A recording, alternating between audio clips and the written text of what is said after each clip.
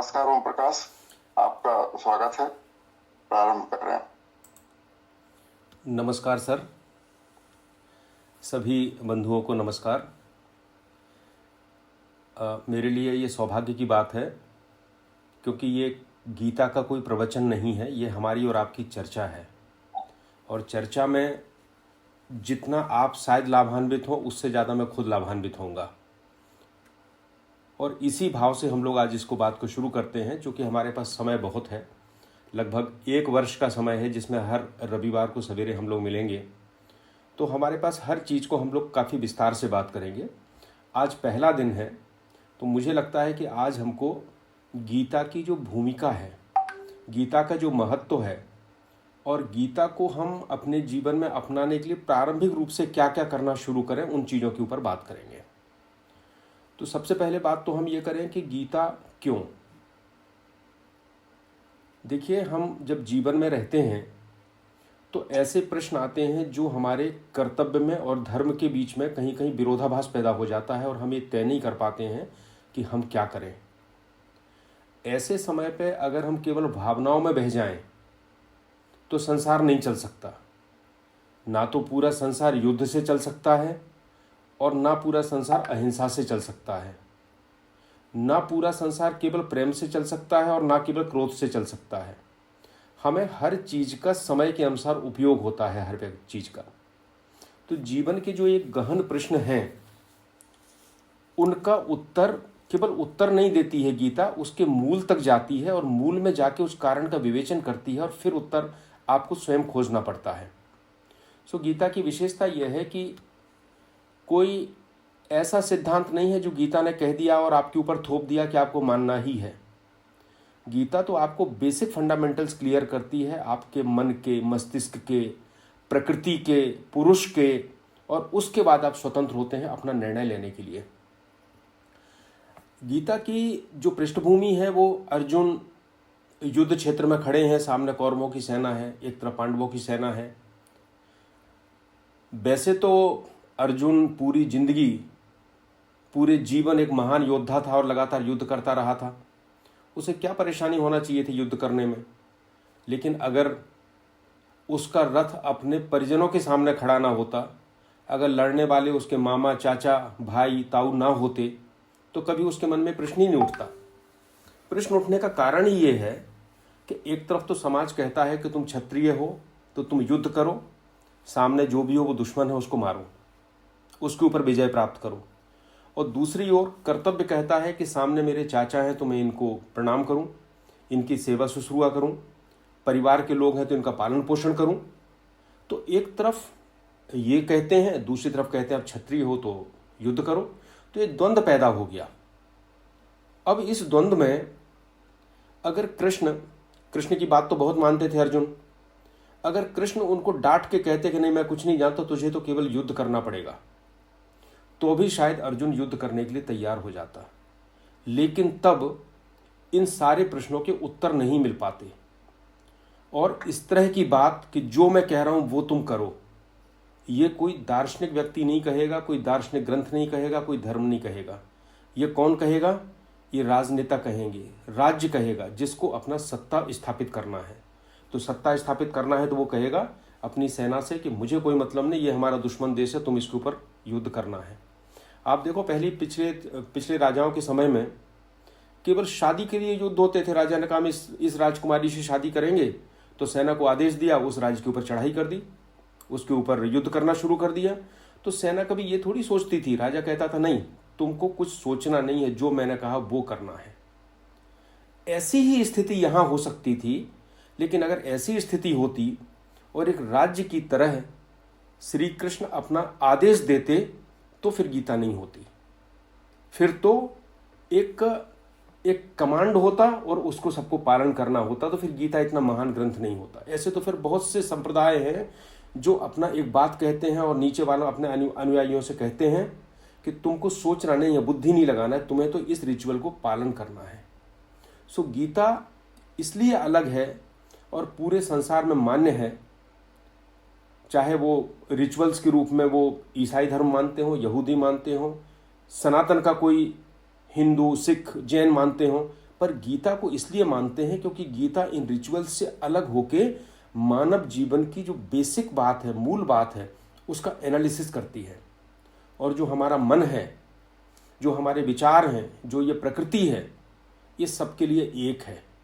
चाहे वो हिंदू हो, चाहे मुसलमान हो, चाहे ईसाई हो, चाहे वो काला हो, गोरा हो, किसी भी क्षेत्र में रहता हो, सबके लिए एक है।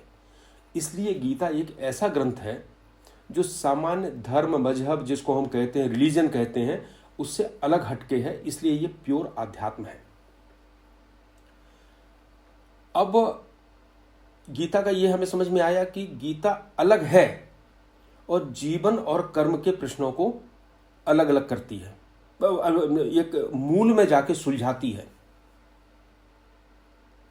जब गीता क्यों कही गई, क्या कारण थे, क्या परिस्थितियां थी? देखिए, ऐसा है कि सनातन धर्म इतना लचीला है कि उसके एक तो मूल सिद्धांत हैं और उस सिद्धांत को व्यवहार में उपयोग करने की विधियां हैं। तो व्यवहार में जो उपयोग करने की विधियां हैं वो हमेशा समय के साथ बदलती हैं, क्योंकि समाज बदलता है, तकनीकी बदलती है, लोगों का रहन सहन बदलता है, स्थान के साथ बदलती हैं, क्योंकि हम कभी ठंडे देश में रहते हैं, कभी गर्म देश में रहते हैं। तो जो मूल ज्ञान है वो श्रुति परंपरा के रूप में है और जो व्यवहारिक ज्ञान है वो सामान्य रूप से स्मृति परंपरा के रूप में है। वो हमें बताता है कि इस मूल ज्ञान को पाने के लिए हमें किस प्रकार की जीवन शैली को अपनाना है।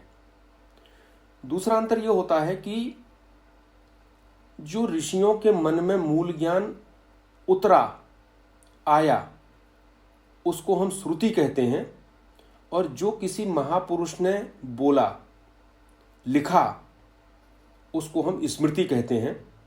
सो गीता है तो उपनिषदों का सार, उसकी टीका, लेकिन चूंकि भगवान श्री कृष्ण के मुख से निकला है इसलिए हम उसको स्मृति परंपरा में भी रखते हैं और उपनिषदों का सार है तो श्रुति परंपरा में भी रखते हैं। तो गीता का जो महत्व है वो श्रुति प्रस्थान 3 होते हैं, गीता, ब्रह्मसूत्र और उपनिषद।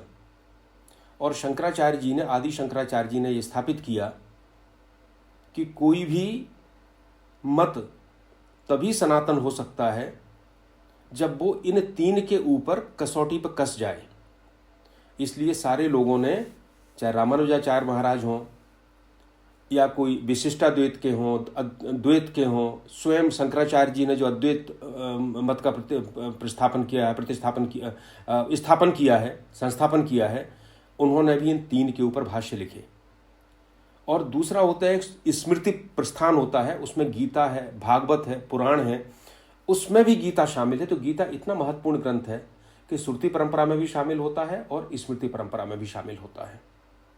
और हम इसलिए भी मानते हैं क्योंकि हम, कृष्ण जो है साक्षात ब्रह्म के अवतार थे और उनके मुख से जो वचन निकला है, उस वचन का जो मूल्य है हमारी नज़रों में, हमारी श्रद्धा में, वो कहीं दूसरों से बहुत ज़्यादा प्रमाणिक है। तो गीता का इस महत्व को देखते हुए गीता में, महाभारत में स्वयं कहा है कि गीता सुगीता कर्तव्या के मन शास्त्र विस्तरही या स्वयं पद्मनाभस्य मुख पद्म पाद विनिसृता। अगर आपने गीता को पढ़ लिया, गीता को समझ लिया, तो बाकी शास्त्रों के विस्तार से कोई प्रयोजन नहीं है, क्योंकि ये तो स्वयं भगवान पद्मनाभ के मुख से निकला हुआ है। तो ये बात केवल अंधविश्वास की बात नहीं है, ये अनुभव की बात है। दूसरी बात यह है, आपके छोटे से जीवन में इतने ग्रंथ हैं, वेद हैं, पुराण हैं, उपनिषद हैं, 108 तो उपनिषद ही माने जाते हैं, 4 वेद हैं, उनके उपवेद हैं। क्या आप इन सब को पढ़ सकते हो? नहीं पढ़ सकते। इनको समझ सकते हैं? पहले भी चारों वेदों में अलग अलग ज्ञाता होते थे। ऋग्वेद का ज्ञाता अलग होता था, सामवेद का अलग होता था, अथर्ववेद का अलग होता था, यजुर्वेद का अलग होता था। यानी एक जीवन में ऋषि भी पूरे ग्रंथ को नहीं समझ सकते थे, पूरे ग्रंथों को। इसलिए हमारे लिए भगवान ने बड़ी कृपा की कि 700 श्लोकों में हमें एक छोटा ग्रंथ दिया, जो, और कहा कि अगर इसको आप समझ जाते हैं तो सारे ग्रंथों का जो सार है वो आपकी समझ में आ जाएगा। एक और बड़ा प्रसिद्ध श्लोक है गीता के महत्व के बारे में कि सर्वोपनिषदो गावो दोग्धा गोपाल नंदना। सारे उपनिषद गाय हैं और उनको दोहने वाले भगवान श्री कृष्ण गोपाल नंदन हैं। पार्थो वत्सा, किस बहाने? अर्जुन को बछड़ा बना लिया है, और जो दूध निकलता है, सुधीर भोक्ता दुग्धम गीतामृतम महत, और जो इसका दूध है वही गीता का अमृत है जो हम सबको पान करने के लिए मिला है। गीता की जो बात है, एक और गीता ने किया है, गीता ने किसी का विरोध नहीं किया। गीता सर्वशास्त्रमयी है, क्योंकि गीता जानती है, भगवान जानते थे कि इस संसार में जितने व्यक्ति हैं उतनी तरह की उनकी बुद्धिमत्ता है, उतने तरह का उनका मन है, उतनी तरह की उनकी चेतना है। इसलिए हम किसी एक चीज़ को, अगर गीता कहे कि मूर्ति पूजा खराब है, तो भाई ऐसे लोग भी हैं कि जिनकी चेतना अभी मूर्ति पूजा तक ही ठहरी हुई है, तो वो अलग हो जाते। और गीता कहता नहीं, मूर्ति पूजा ठीक है, ये ध्यान यान का कोई मतलब नहीं है, तो सब वैचारिक चीज़ें हैं। तो फिर जो व्यक्ति की चेतना इतनी ऊपर जा चुकी है उसके लिए गीता बेकार हो जाती। इसलिए गीता ने किसी का निषेध नहीं किया। गीता ने कहा कि जितने भी मत हैं उन सबका समन्वय किया। इसलिए गीता को कहते हैं सर्वशास्त्रमयी गीता, और समन्वयी गीता है। हर चीज इसमें मिलेगी। जरूरत है कि आपकी जो स्थिति है उस स्थिति के अनुसार आप उसको प्राप्त करने का प्रयास करो। अब गीता के इसके महत्व के बाद हम ये बात करें कि गीता कब आई। जैसे मैंने कहा कि जब संसार में आवश्यकता होती है तो पहले भगवान महापुरुषों को भेजते हैं। विवेकानंद अपने समय में आए, रामानुजाचार्य अपने समय में आए, शंकराचार्य अपने समय में आए, और उस समय समाज की जो परिस्थितियां थीं उसके अनुसार उन्होंने एक सिद्धांत स्थापित किया, एक मार्ग दिखाया। लेकिन जब परिस्थितियां बहुत खराब हो जाती हैं तो भगवान को स्वयं अवतार लेना पड़ता है। यही अवतारवाद का रहस्य आगे हम जब बात करेंगे गीता में। तो आप देखिए, आप सोचिए कि कैसे हम आगे बढ़े। सबसे पहले 1600 करोड़ वर्ष पहले पृथ्वी बनी। उस समय तो मानव का नामो निशान नहीं था, कुछ नहीं था, ये तो सत्य है, ये एपिरेंट ट्रुथ है। हम इसको अंधविश्वास में नहीं जा सकते हैं कि नहीं हम तो करोड़ों साल से जिंदा हैं। एपिरेंट ट्रुथ है कि 1600 करोड़ वर्ष पहले पृथ्वी बनी। मनुष्य आया, मनुष्य का जो वर्तमान रूप है वो 2 लाख साल पहले आया, धीरे धीरे आगे बढ़ा। अब आपको एक बात समझना होगा कि मनुष्य को धर्म का ज्ञान होना और धर्म का अस्तित्व होना, ये दोनों अलग अलग बातें हैं। तो ज्ञान तो तब होगा जब हमारा मस्तिष्क उतना डेवलप होगा, जब हम उस ध्यान में बैठेंगे और ऋषियों के अंदर वो ज्ञान उतरेगा। लेकिन वो ज्ञान तो हमेशा से था, इसलिए ही तो हम उस ज्ञान को सनातन कहते हैं। तो जब मनुष्य 10,000 साल के बाद पहले सामान्य जीवन उसने शुरू किया, तो क्या हुआ? सबसे पहले उसको अपना पेट भरने की जरूरत हुई, और पेट भरने की जरूरत हुई तो उसने खेती करना शुरू किया, समाज में रहना शुरू किया। अपनी सुरक्षा के लिए उसने अपना राजा चुनना चयन किया, नेता चुनना चयन शुरू किया, शिकार करने लगा। लेकिन जब उसको पेट भरने, इतनी प्रगति हो गई कि पेट भरने के लिए पर्याप्त हो गया, तब एक विचार उठा कि क्या ये विचार अपने आप आता है? क्यों आता है? इसलिए आता है कि हम केवल शरीर नहीं हैं, हम किसी चेतन के अंश भी हैं। सो समय समय पे विचार आता है। ये बात अलग है कि हम भूख में, प्यास में, शारीरिक ज़रूरतों में उस विचार को दबा दें।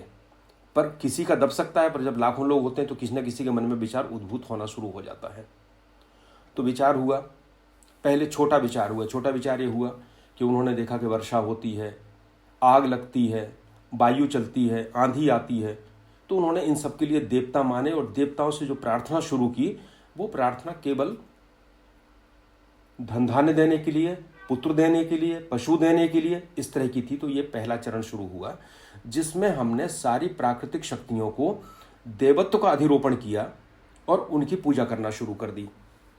लेकिन जब पेट भी भर गया और ये भी होने लगा, तो लोगों को विचार आया कि ये कहते हैं कि हम इंद्र की पूजा करेंगे, हम इतने बड़ा यज्ञ करेंगे तो हमें स्वर्ग प्राप्त होगा। तो कहा हाँ ठीक है, स्वर्ग प्राप्त होगा, लेकिन ये भी कहते हैं कि जिस दिन पुण्य खत्म हो जाएगा वो स्वर्ग भी खत्म हो जाएगा। तो क्या कोई ऐसी बात हो सकती है कि जो ये सुख और शांति है ये हमें स्थायी रूप से मिले? तो भारत में इस संबंध में सबसे ज़्यादा विचार किया गया। ये ऋषियों ने अरण्य में बैठ के विचार किया। तो अब जो ज्ञान आया उनको, पहले तो व्यवहारिक ज्ञान था कि हमने वृक्ष की पूजा कर ली और उससे कुछ मांग लिया।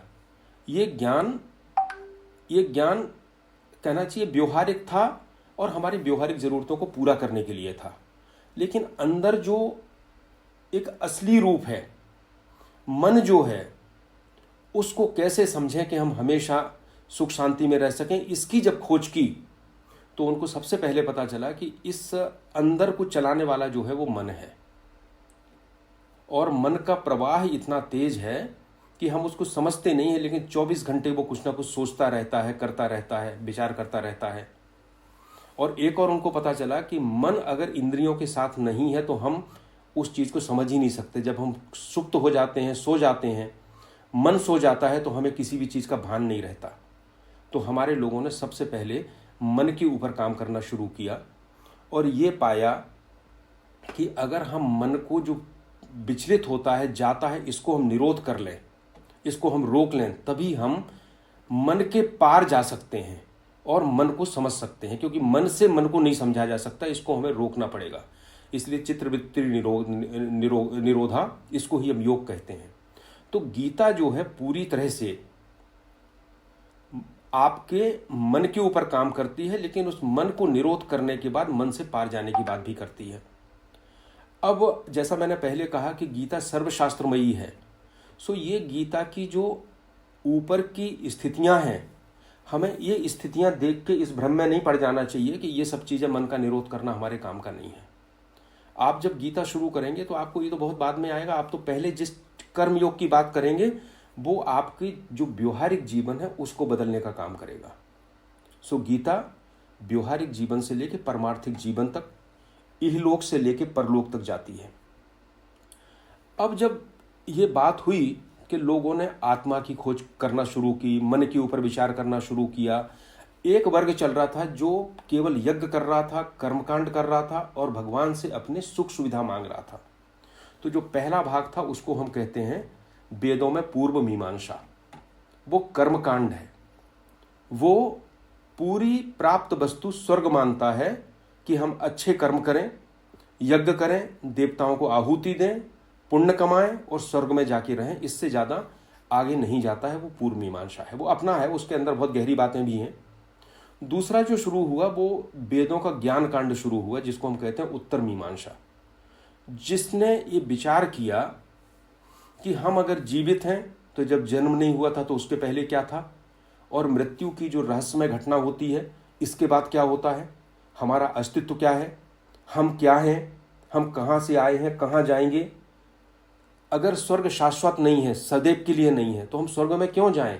अगर स्वर्ग ही भोगना है तो हम संसार में भी भोग सकते हैं। तो हम ऐसी चीज़ की खोज करें जो हमेशा के लिए हो।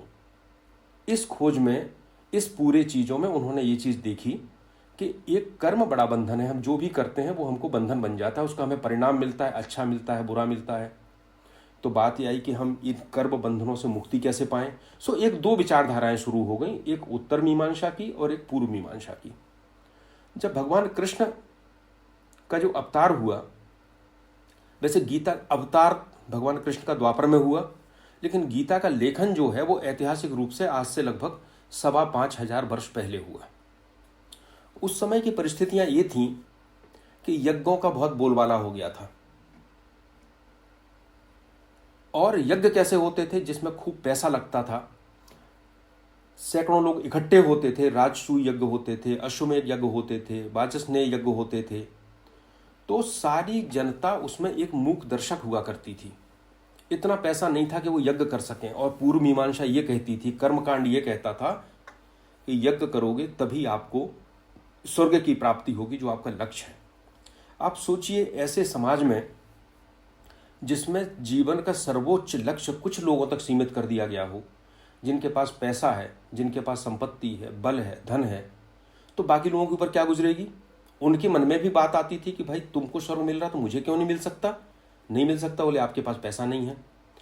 इस समाज का जो द्वंद्व था, इस समय कृष्ण भगवान ने गीता के माध्यम से एक नई व्यवस्था दे दी।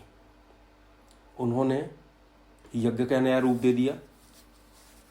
उन्होंने कहा कि यज्ञ केवल स्वाहा करना नहीं है, हालांकि स्वाहा करना भी यज्ञ है। गीता कहती है कि देवताओं का भी अस्तित्व है, भूत प्रेत का भी अस्तित्व है, हमारे पितरों का भी अस्तित्व है, और हम जब मर जाएंगे तो हम भी कहीं किसी जगह जाके हमारा भी अस्तित्व होगा। लेकिन यह केवल एकमात्र नहीं है। इसके अलावा गीता ने कहा कि आप ये जो पूरा प्रकृति का चक्र चल रहा है, इसमें कोई भी अंग दूसरे अंग के की सहायता के बिना कुछ नहीं कर सकता। सो उन्होंने इस पूरे चक्र को ही यज्ञ चक्र कहा। बादल पानी दे रहा है, पानी से अन्न हो रहा है, अन्न से प्राणी खा रहे हैं, उनकी भी एक पूरी श्रृंखला है। फिर जो होता है उससे बीज बनता है, बीज से फिर अन्न पैदा होता है। सूर्य अपना काम कर रहा है प्रकाश दे के, वायु अपना काम कर रही है, जल अपना काम कर रहा है। हर कोई निःशुल्क, कोई बिना किसी स्वार्थ के पूरे इस सिस्टम में काम कर रहे हैं, केवल इंसान को छोड़ के। इंसान के पास ये छूट है कि वो सिस्टम में सहयोग दे या ना दे। तो यज्ञ की एक नई अवधारणा दी कि अगर हम ऐसा कोई काम करते हैं जो लोक कल्याण के लिए है, तो वो भी यज्ञ है, वो भी आपको फल देगा। तो भगवान ने एक आम व्यक्ति के लिए एक व्यवस्था देना शुरू की। कृष्ण भगवान बड़े क्रांतिकारी थे इस मामले में। जब नंद बाबा ने कहा कि हम इंद्र की पूजा करेंगे, तो कृष्ण ने मना किया कि जिसको हम जानते भी नहीं हम उसकी पूजा क्यों करें, हम इससे अच्छा है गोवर्धन की पूजा करें। तो उन्होंने एक परंपरागत रूढ़ियों से निकल के एक नई चीज दी। तो जैसे यज्ञ का दिया, इसी तरह से कर्म का दिया। उस समय यह हो गया था कि जो कर्मकांडी थे वो तो केवल यज्ञ हवन कर्मकांड करते थे, और जो विचारक थे, जो ज्ञान मार्गी थे, वो संसार को त्याग के किसी जंगल में, अरण्य में चले जाते थे, वहां विचार करते थे। तो भगवान ने गीता में कहा कि रिनंसिएशन के लिए, रिनंसिएशन ऑफ एक्शन नहीं है, मतलब कर्म से निर्माण नहीं चाहिए, कर्म को हमें छोड़ना नहीं है। रिनंसिएशन इन एक्शन, कर्म के रहते हुए भी हमें निर्माण कैसे प्राप्त हो। ये गीता ने हमें संसार नहीं छोड़ना है, संसार में रहते हुए भी हमें उस चीज को प्राप्त करना है जिस चीज को प्राप्त करने के लिए ज्ञान मार्गी लोग जंगल में अकेले जाके रहना शुरू करते हैं। तो देखिए, उन्होंने कर्म का भी और ज्ञान का भी एक संयोजन कर दिया। पहले कहते थे कि केवल द्विज को निर्माण मिलेगा, जो ब्राह्मण होगा उसको मिलेगा, पर उन्होंने शूद्र हो, स्त्री हो, किसी भी तरह का व्यक्ति हो, उसके लिए रास्ता खोल दिया। सो गीता इतनी क्रांति लेके आई है। कर्म करने का एक तरीका बता दिया कि कर्म बंधन है, तो कर्म को छोड़ना जरूरी नहीं है, लेकिन अनासक्ति के साथ और फल की आशा का त्याग करोगे तो कर्म बंधन नहीं होगा। अब इसके बारे में हम लोग डिटेल बात आगे करेंगे। अभी हम केवल इतना बताना चाहते हैं कि गीता जिसको हम लोग शुरू करने वाले हैं, वो ऐसा ग्रंथ है जो सामान्य रिचुअल्स से दूर है, आपके मन के अंदर की परतों तक जाता है, उनका विश्लेषण करता है, जीवन और कर्म के मूल सिद्धांत आपके सामने रखता है, बहुत से आपको तरीके बताता है, और अंत में कह देता है यथेच्छसि तथा कुरु, जैसी तेरी इच्छा हो वैसा करो। आपकी इच्छा है, इसलिए गीता में करना आपको है। गीता आपको रास्ता बताती है, आपको प्रेरित करती है, लेकिन ऐसा नहीं है जैसा हम लोग सामान्य रूप से प्रवचनों में या कहीं सुनते रहते हैं कि आप तो हमारे पास आ गए, आपने ये दे दिया, आपका सब कल्याण हो गया, मेरा आशीर्वाद है, आपका सब कल्याण है। हम लोग, ऐसी व्यवस्था हो गई है आजकल कि हम सब अच्छा अच्छा सुनना चाहते हैं। People want to hear what they want to hear, जो जानना चाहते हैं वही लोग बोलते हैं मंच से। सो कहते हैं किसी गांव में चले जाते हैं तो बोले इसकी पुण्य धरा पर आप सबका अवतार हुआ है, आप सब बड़ी महान आत्माएं हैं जो यहाँ बैठे हैं। अरे काहे की पुण्य धरा, हर जगह यही बात करते हैं क्योंकि चाहते हैं कि सामने वाला प्रसन्न हो जाए। लेकिन गीता किसी को प्लीज्ड करने के लिए नहीं है। गीता आपको आपकी असलियत बताने के लिए है, और आपको वो स्वतंत्रता देने के लिए है कि आप तय करें कि आपको अपना जीवन कैसे जीना है। सो यथेच्छसि तथा कुरु। अब हम जब गीता की शुरुआत कर ली हम लोगों ने, अब हम अपनी पात्रता हमें विकसित करना होगी गीता को समझने के लिए। देखिए, कोई किसी को ज्ञान नहीं दे सकता, वो केवल दूसरे को जानकारी दे सकता है। कल हम लोगों ने शाम का एक सत्र था जिसमें हम लोगों ने ज्ञान और बोध के ऊपर काफ़ी बात की थी। मैं आपको ये बता सकता हूं कि ये कर्म बंधन है और कर्म बंधन को काटने का तरीका ये है, ये गीता बता देगी। लेकिन आप उसको जब अप्लाई करेंगे अपने जीवन में, तभी तो आपको लाभ होगा, सुनने से लाभ नहीं होगा। सो गीता किसी को प्लीज नहीं करती है, किसी को खुश करने के लिए नहीं है। गीता आपको असलियत बताने के लिए है। इसलिए जब असलियत पता चलती है तो कई बार लोग घबरा भी जाते हैं। इसलिए वो कहते हैं यार हम तो शुतुरमुर्ग बन के अपने रेत में मुंह छिपाए रहेंगे, वही ज़्यादा अच्छा है, हमें नहीं आना गीता की तरफ। इसीलिए गीता पे आने वाले लोगों की कमी है तुलनात्मक रूप से, केवल यही कारण है उसका। दूसरा जो है पात्रता जो विकसित करना है गीता के लिए, तो एक तो ये होता है कि जब आप गीता के प्रति समर्पित होते हैं तो आपके मन में एक इच्छा पैदा होती है, जिसको बड़ा शब्द तो उसका मुमुक्षा है, मुक्ति की इच्छा। लेकिन जब इच्छा पैदा होती है तो इच्छा ही आपको आगे की तरफ ले जाती है। तो पहला तो यह है कि गीता में आपको प्रारंभिक श्रद्धा रखना होगा।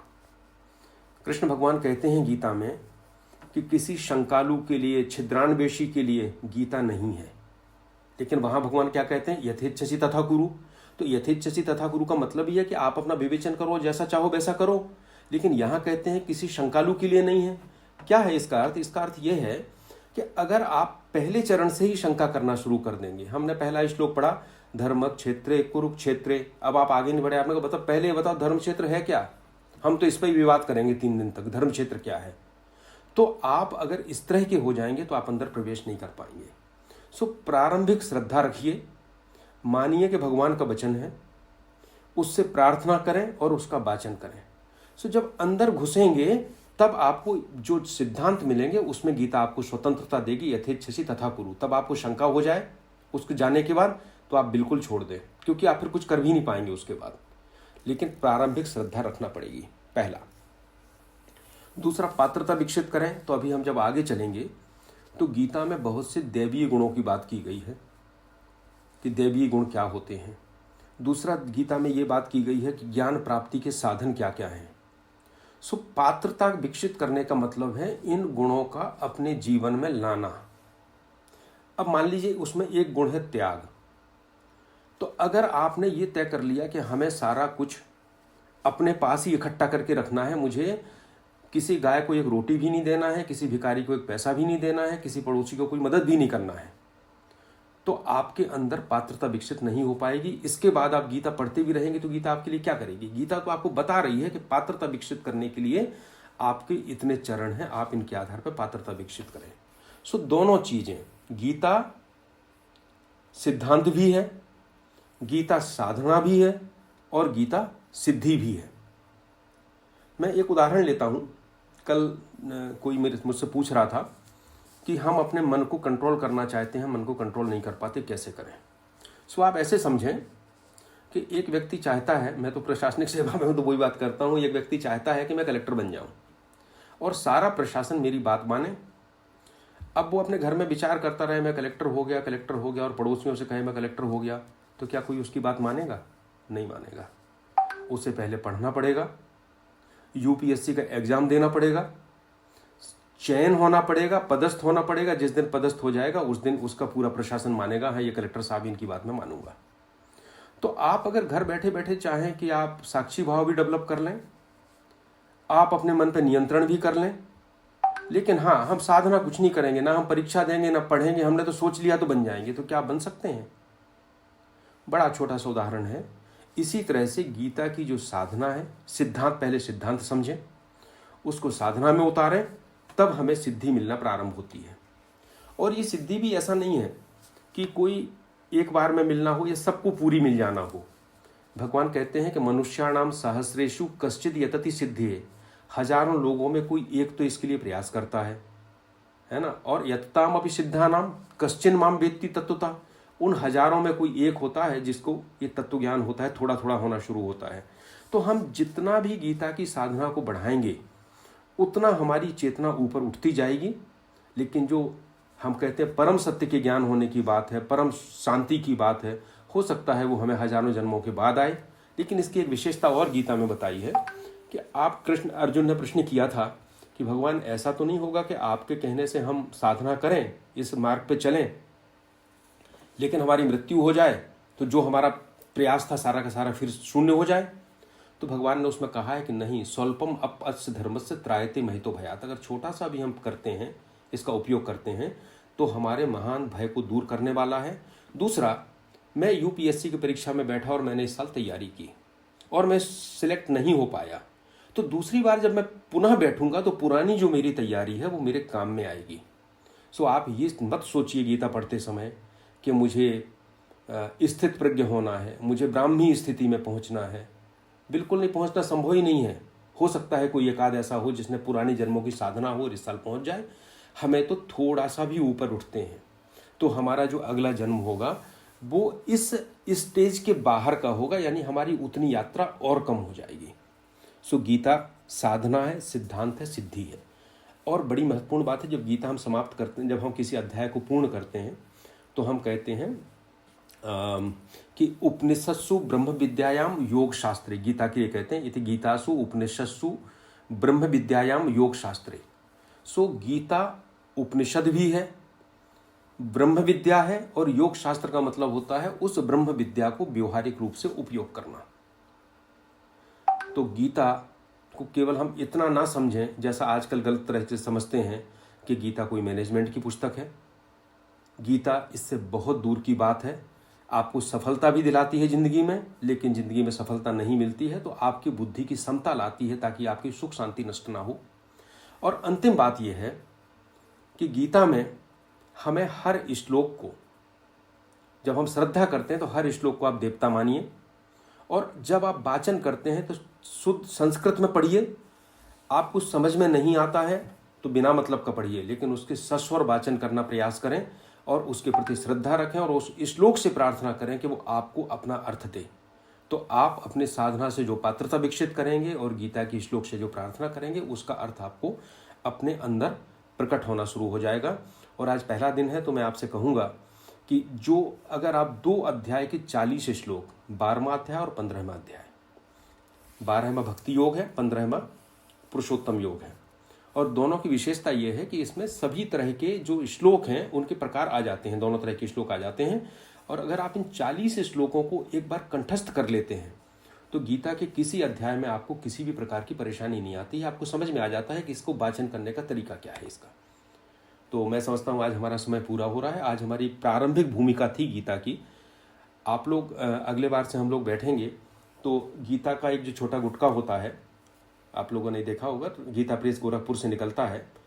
इसमें केवल श्लोक होते हैं और उनके 2-2, 3-3 लाइन के अर्थ होते हैं। तो अगर हम उसको साथ में रखेंगे तो उससे फ़ायदा ये होगा कि हम जब किसी श्लोक की बात करेंगे तो आप उस श्लोक को खोल के, कई बार ऐसे शब्द होते हैं जो सामान्य रूप से संस्कृत के समझ में नहीं आते, तो आप उसको जब खोल के देखेंगे तो आपको वो शब्द सामने समझ में आ जाएगा। तो आप ज़्यादा अच्छी तरह से उस जानकारी को प्राप्त कर पाएंगे। उस जानकारी को ज्ञान में बदलना तो आपका अपनी साधना है, जिसके लिए हम लोग भगवान से प्रार्थना कर सकते हैं और शुभकामनाएं दे सकते हैं। इति श्री कृष्णार्पणमस्तु।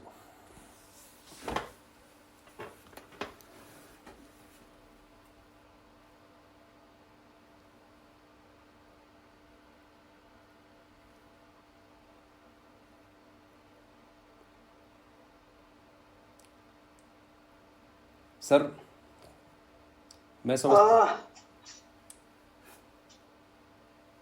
सर कुछ बोले। नमस्कार सर। ओम प्रकाश जी नमस्कार। आपने बहुत ही शानदार तरीके से बातचीत की है और गीता का परिचय दिया है। रूपला जी कुछ कहना चाहते हैं, रूपला जी को सुनते हैं और फिर उसके बाद जी रूपला जी आपका कुछ वक्तव्य है तो आप जरूर दीजिएगा। आज वैसे तो मैंने मतलब गीता जी को कई बार पढ़ा हूँ, और लेकिन मेरा पढ़ना वैसा ही होता रहा जैसे कोई पुस्तक पढ़ते हैं और बिना उसका मनन किए और कोई फटाफट पढ़ो वो पूरा कर दो। तो पर आज जो भूमिका श्री ओपी श्रीवास्तव जी से समझी, उससे मेरे को एकदम ऐसा लगता है कि मेरा लेवल जो है अब एकदम ऊपर हो गया। मतलब समझने का लेवल मेरा ऊपर हो गया। और मैं पहले बहुत जमीन के अंदर था और मैं वैसे ही मानता था कि भाई ठीक है फटाफट पढ़ लो इसको, तो पढ़ने से कोई लाभ हो जाएगा। गीता को पढ़ लो और 10 बार पढ़े तो पुण्य मिल जाएगा। लेकिन आज मेरे को समझ में आया कि ऐसा कुछ नहीं है। और जो उसकी पृष्ठभूमि भूमिका जितनी बताई तो मेरे को हृदय तक छुई है, और मेरे को लगा कि अब मेरा लेवल जो है वो मैं इसके समझने के लिए अपने आप को सुपात्र बना पाऊंगा। और ऐसी तुरंत उत्कंठा भी हुई कि मेरे जितने परिवार के लोग हैं उन सबको अभी देखिए ये चल रहा था व्हाट्सएप पे कि जुड़ो, ग्रुप ज्वाइन करो, बस मैंने अपने को ज्वाइन कर लिया था, कोई भाव नहीं आया था। लेकिन आज मेरा ऐसा भाव विकसित हो गया कि मेरे जितने तमाम इष्ट मित्र है सबको मैं भेजूंगा और कहूंगा कि तुम इसको सुनो और इसको समझो। तो ये मेरे मन में बात आई जो मैंने सरल में और जो एकदम सीधे सीधे कह दी, जो आया वो सीधे सीधे कहा। धन्यवाद सर। धन्यवाद रूपला जी, आपने बहुत सही बात की है और ओम प्रकाश बोलते भी इसी तरीके से हैं कि लोगों को छू जाए वो बात। Thank you very much. और कोई और अन्य साथी के मन में कोई प्रश्न हो, कोई विचार हो, वो पूछ सकता है कि इस संबंध में आप अपना हैंड रेस कर सकते हैं या सीधे भी अनम्यूट हैं, आप अपनी बात रख सकते हैं। जो भी बोलना चाहता हो, जिस भी साथी के मन में कोई प्रश्न हो, प्लीज।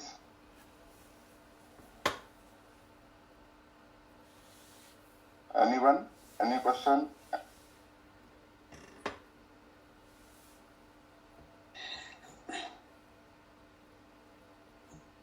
जिसके मन में जो बात हो बोले, अपनी बात रख सकता है।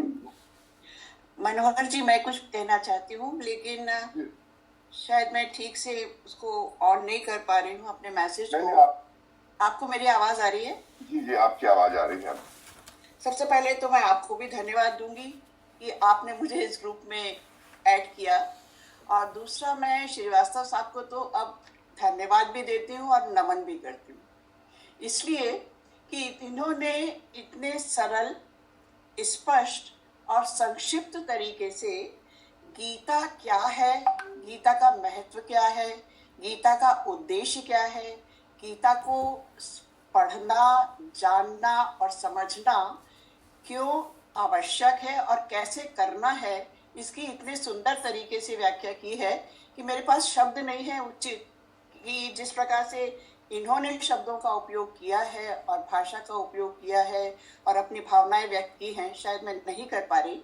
लेकिन जैसा रूपला जी ने कहा था, वास्तव में ऐसा मेरे साथ भी हुआ है कि मैंने कई बार गीता पढ़ने का प्रयास किया, लेकिन मैंने शायद ऐसा ही किया कि उसके संस्कृत के जो श्लोक थे उनको लगा कि इसको पढ़ने में काफी समय लग रहा है, तो केवल उसकी जो व्याख्या है वो पढ़ लेती थी, लेकिन उसको ठीक से समझ नहीं पाती थी। और जैसा श्रीवास्तव साहब ने कल कहा था कि शायद हम KG 1 में हैं और इसके बाद PhD की बात कर रहे हैं, शायद कुछ कुछ इस प्रकार से मेरे साथ भी हुआ होगा। तो अभी जैसे आपने बताया कि पूरी श्रद्धा रख के, श्रद्धा तो मेरी है, लेकिन उसकी पात्रता जिस प्रकार से विकसित करना है, आपने बताया कि सिद्धांत हैं, इसके बाद साधना और इसके बाद सिद्धि मिलेगी। तो आपने हमको जो मार्गदर्शन दिया, मैं रियली वास्तव में आपको पूर्ण रूप से आभारी हूँ, और मैं प्रयास करूंगी कि मैं इसी तरह से गीता पढ़ने का कोशिश करूँ। धन्यवाद बहुत बहुत।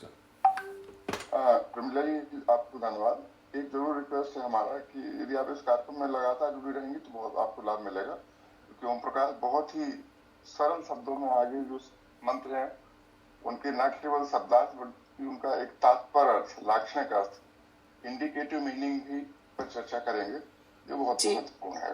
जी नमस्कार। नमस्कार। और कोई साथी कुछ कहना चाहता है, और कोई पार्टिसिपेंट कुछ बोलना चाहता है, प्रश्न हो या कोई उनके मन में विचार हो, जरूर बोल सकते हैं आप, कोई भी।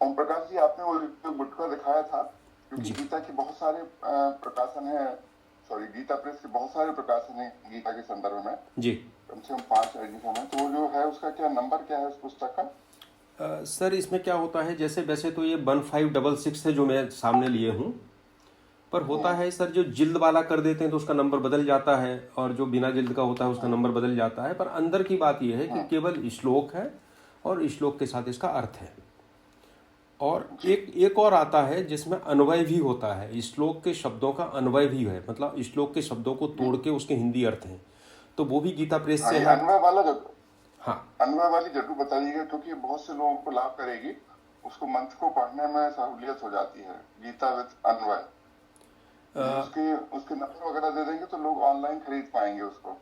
सर वैसे तो जहाँ गीता प्रेस की दुकान है कहीं भी, या आप इस पर चले जाएंगे, अमेजोन पर चले जाएंगे बुक खरीदने के लिए, तो गीता प्रेस की खुद की भी वेबसाइट है, तो उसमें आपको मिल जाएगा। उसके ऊपर ही लिखा हुआ है कि श्रीमद् भगवद गीता अन्वय विच्छेद सहित, ऐसा कुछ लिखा हुआ है उसके ऊपर, तो वो ले सकते हैं। और मैं सर नंबर में अभी तो मेरे पास सामने नहीं है, मैं आपको बता दूँगा, अगले बार जब बैठूंगा तो ले आऊँगा उसको। धन्यवाद। एक और मैं कहता हूँ, गीता अन्वय के साथ जो है इसकी पीडीएफ आपको ऑनलाइन मिल जाएंगे। इसकी भी लिंक मैं आपको कल शेयर करूंगा, ग्रुप में शेयर कर दूंगा, आपको जरूर मिलेगा।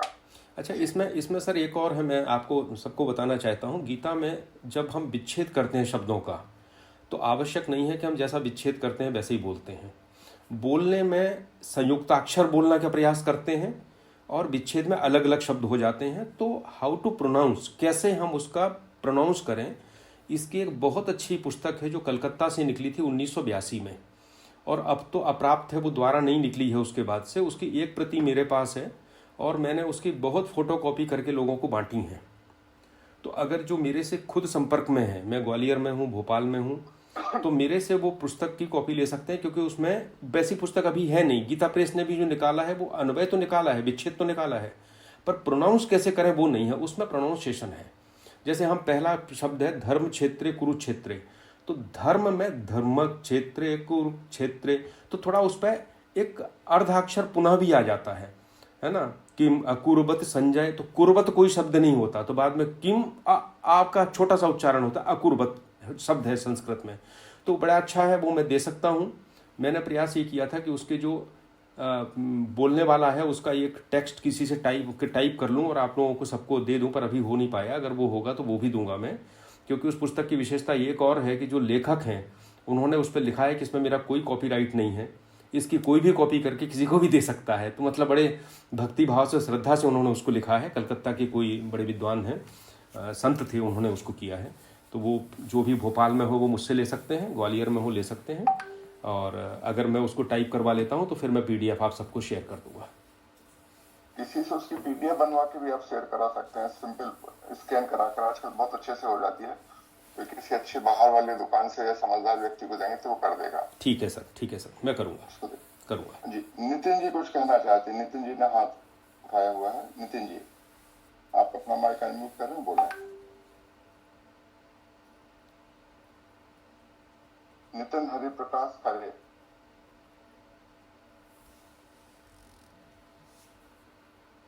लगता है उनसे धोखे से हैंड रेज हुआ है क्या? नितिन जी,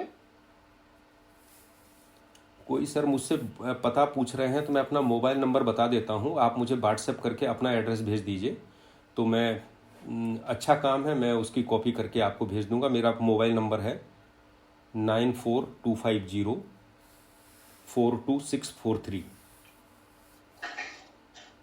9425 बोल रहे हैं क्या? हाँ, जय श्री कृष्ण।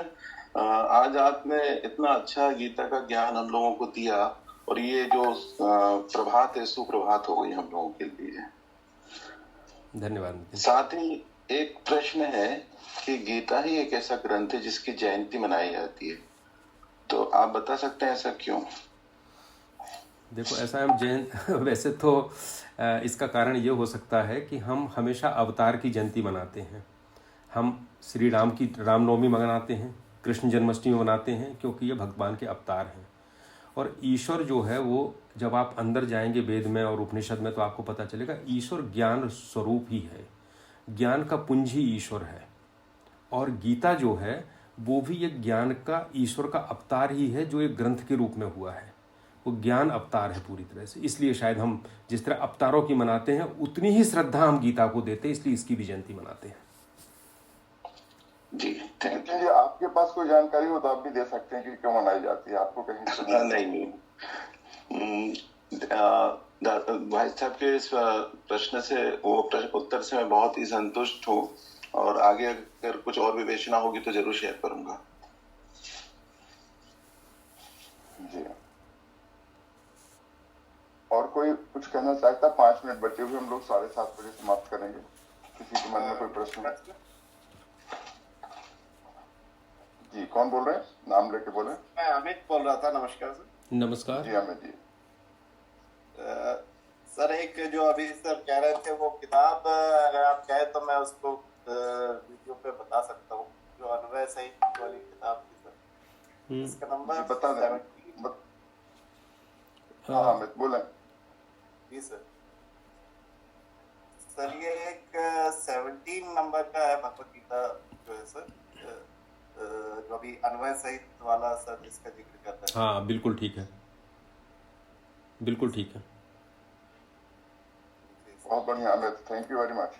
एक और जी सर, और एक और पुस्तक है सर जिसका सर जिक्र कर रहे थे कि किस तरीके से पढ़ना चाहिए सर, तो उसके वैसे कोर्सेज भी है, पर ये सरल गीता है सर। स्वामी गोविंद देव गिरी जी एक गीता परिवार का वो चलाते हैं सर, तो इसमें आघात और उन सब का, जैसे भी सर ने धर्म शिक्षे वाला जो श्लोक अभी उदाहरण किया था सर, तो ये इसमें है कि किस तरीके से हम उसको पढ़ेंगे और कैसे उसको उच्चारण करेंगे, तो ये इसमें भी देख सकते सर। तो ये 2 पुस्तकें मुझे लगता है सर काफी उपयोगी हो सकती है सर। हाँ ये अमित जी, आप जो दूसरी पुस्तक बता रहे हैं मेरी जानकारी में नहीं थी, कई लोगों ने काम किया है इस पर, कई लोगों ने काम किया है, निश्चित रूप से अच्छी होगी, आप बिल्कुल इसका उपयोग कर सकते हैं।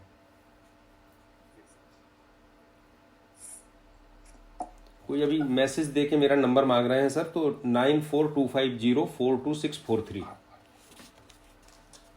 हमारा आप सबसे अनुरोध है कि जो हमारा ग्रुप है दैनिक जीवन में गीता, उसको जरूर ज्वाइन करें। हम लोगों ने सबको ये संदेश भेजे थे, उसमें ग्रुप ज्वाइन करने की लिंक भेजी थी, क्योंकि जितने भी हमारे विचार के आदान प्रदान है वो सब उस ग्रुप के माध्यम से होंगे। आप अपना प्रश्न भी रखवाएंगे और ओम प्रकाश जी उन प्रश्नों को नोट करके या तो सत्र में या उसी ग्रुप में आपको उसका उत्तर देंगे। उसको जरूर ज्वाइन करें। ओम प्रकाश जी का नंबर हम उस ग्रुप में आपसे जरूर साझा करेंगे। वैसे उस ग्रुप में ओम प्रकाश जी हमारे मेंबर हैं। आखिरी प्रश्न, वैसे 2 मिनट बचे हैं, कोई और कुछ कहना चाहता तो चलिए कह सर, सकता है। सर आप चूंकि मुझे लग रहा है सर आप पूरा समय करेंगे, तो मैं एक छोटी सी घटना इनको बता देता हूँ। कोई प्रश्न कर नहीं रहा इसलिए इसके बीच में मैंने जब गीता, हमने करीब 40 साल पहले गीता को पढ़ने का काम, सिखाने का काम हमारे गुरुजी हैं सुरेश चंद्र शर्मा मेरे प्रोफेसर थे, उन्होंने शुरू किया। और 1990 आते आते 2000 आते आते लगभग 18 वर्षों में हमने काफ़ी ग्रंथ सब पढ़ डाले। तो बड़ा मन में एक भाव आया कि मुझे तो सब आता है। मैंने शंकराचार्य जी को भी पढ़ लिया, आठवाले जी को भी पढ़ लिया, तिलक जी को भी पढ़ लिया, राधा कृष्णन को भी पढ़ लिया, सब पढ़ लिया। तो एक बार एक घटना हुई जो मैं बताना चाहता हूँ, क्योंकि गीता के प्रारंभिक लोगों के लिए है वो। मैं एडीएम था होशंगाबाद में और जबलपुर से लौट रहा था, तो ट्रेन में मेरे सामने एक सन्यासी बैठे थे, मेरे से कम उम्र के थे। मैं 35 साल का था, वो शायद 28-29 साल के होंगे।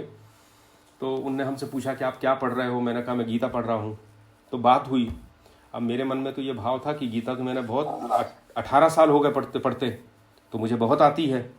तो उन्होंने मुझसे एक प्रश्न पूछा कि आपने कितने भाष्य पढ़े? तो मैंने जो पढ़ा था मैंने सब बता दिया कि मैंने इतना पढ़ा।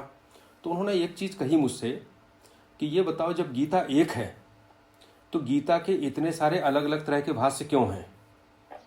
तो हमें जितना समझ में आया तो उसके प्रश्न के कुछ उत्तर दिए, कुछ उन्होंने प्रश्न किए, फिर हमने उत्तर दिए। अर्थ ये निकला अंत में कि गीता को जिस महापुरुष ने जिस स्थिति में, जिस चेतना की स्थिति में था, उनके जो संस्कार थे और उस युग की जो जरूरत थी, उसके अनुसार उन्होंने गीता का वैसा भाष्य लिखा। अगर शंकराचार्य जी ने अद्वैत लिखा तो रामानुजाचार्य जी ने द्वैत लिखा, भक्ति मार्गी भाष्य कर दिया उसका पूरा। तो गीता तो एक ही है, लेकिन रामानुजाचार्य जी जिस समय थे उस समय समाज की जो आवश्यकता थी वो भक्ति मार्ग की थी। एक लोगों को सहारा चाहिए था, दासता का युग था, तो उन्होंने भक्ति मार्गी भगवान ने उनसे करवा दिया। लेकिन शंकराचार्य जी से अद्वैत मार्गी करा दिया। तो ना अद्वैत गलत है ना द्वैत गलत है, दोनों सही हैं अपनी जगह पे, दोनों एक ही सत्य के 2 पहलू हैं। तो उन्होंने हमसे ये प्रश्न पूछा कि आपने अद्वैत भी पढ़ लिया, भाष्य द्वैत भी पढ़ लिया, अब आप मुझे ये बताइए कि आपकी चेतना का स्तर और आपके समय की मांग इन दोनों में से किस जैसी है? तो मैंने कहा महाराज ये तो बड़ा कठिन प्रश्न है, ना तो मेरी चेतना शंकराचार्य जैसी है ना रामानुजाचार्य जैसी है, तो मैं तो कहीं नहीं हूँ इसमें। तो उन्होंने कहा तो आप अगर केवल भाष्य पढ़ते रहोगे तो आपको दूसरे की चेतना की स्तर की चीज मिलेगी जिसको आप ग्रहण नहीं कर पाओगे। तो उन्होंने कहा इसलिए चूंकि गीता भगवान ने मानव मात्र के लिए लिखी है, आप भी उसमें से एक मानव हैं, तो आप गीता से प्रार्थना करें कि गीता अपना अर्थ आपको दे। तो भाष्य पढ़ना बुरा नहीं है, लेकिन केवल भाष्य पढ़ते रहेंगे तो आपके मस्तिष्क में जाएगा और वहाँ से सब बाहर निकल जाएगा, आप भूल जाएंगे हर चीज़। तो उनके इस सीख ने मुझे एक अलग तरह से गीता पढ़ने के लिए प्रेरित किया कि मैं भाष्य पढ़ूं, मैं समझूं कि दिल्ली जाने का रास्ता ये है, लेकिन मैं उस पर प्रयास करूं, मैं खुद जाऊं, खुद गीता से प्रार्थना करूं। तो आप लोग भी जो शुरू करेंगे तो इसी भाव से करिए कि गीता में जो है वो आपके लिए जो संदेश भगवान ने दिया है, आपकी परिस्थिति के लिए संदेश जो दिया है, वो गीता से प्रार्थना करके हमें प्राप्त करना है। धन्यवाद। हमारा समय हो गया है और इसलिए अब हम समापन करेंगे। और आप सबका स्वागत है। जैसा रूपला जी ने बोला था कि अन्य साथी हैं जो आपके सत्र से जुड़ना चाहते हैं, उनको जरूर ये लिंक भेजें और वो इस ग्रुप के सदस्य बन जाएं, नियमित रूप से भाग लें। आप सबको बहुत बहुत धन्यवाद। ऐसा लगता है कि हमने बहुत अच्छा कार्य प्रारंभ किया है। आज से हम सब लोग इसमें नियमित रूप से जुड़ेंगे। ओम प्रकाश जी, आपको हृदय से धन्यवाद कि आपने इतनी व्यस्तता के बाद एक बहुत कठिन प्रण हमारे साथ लिया है कि आप सेवा करते हुए इसको अपने 50 सत्र हमारे साथ जुड़ने का जो संकल्प लिया, उसके लिए हम हृदय से आभारी हैं। और मुझे ऐसा लगता है मैं इस ग्रुप में शामिल सभी लोगों की ओर से आपको धन्यवाद दे सकता हूँ। Thank you sir. तो नमस्कार, आपको बहुत बहुत धन्यवाद। Thank you very much. नमस्कार। हरि ओम। समाप्त करते हैं।